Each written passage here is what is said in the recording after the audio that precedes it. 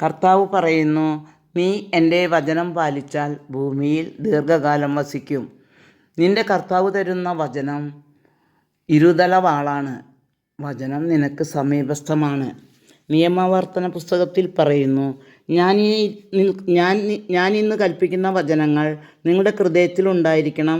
ജാഗ്രതയോടെ അവ നിങ്ങളുടെ മക്കളെ പഠിപ്പിക്കണം. വീട്ടിലാവുമ്പോഴും യാത്ര ചെയ്യുമ്പോഴും കിടക്കുമ്പോഴും എഴുന്നേൽക്കുമ്പോഴും വചനത്തെപ്പറ്റി സംസാരിക്കണം. അവ കയ്യിൽ ഒരു അടയാളമായും നെറ്റിത്തടത്തിൽ പട്ടമായും അണിയണം. അവ നിങ്ങളുടെ വീടിൻ്റെ കട്ടിളക്കാലിന്മേലും പടിവാതിൽക്കൽമേലും എഴുതണം. നിന്റെ ആത്മീയ ഭക്ഷണമാക്കാൻ നീ പരിശ്രമിക്കുക.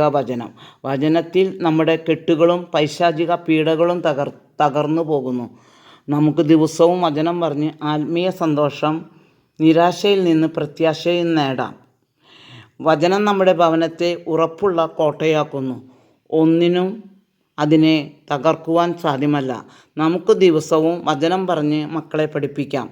ആത്മീയമായ സന്തോഷം നേടാം. ഒപ്പം നമ്മുടെ ആത്മീയ ഭോജനമായ മന്നയാണ് വചനം.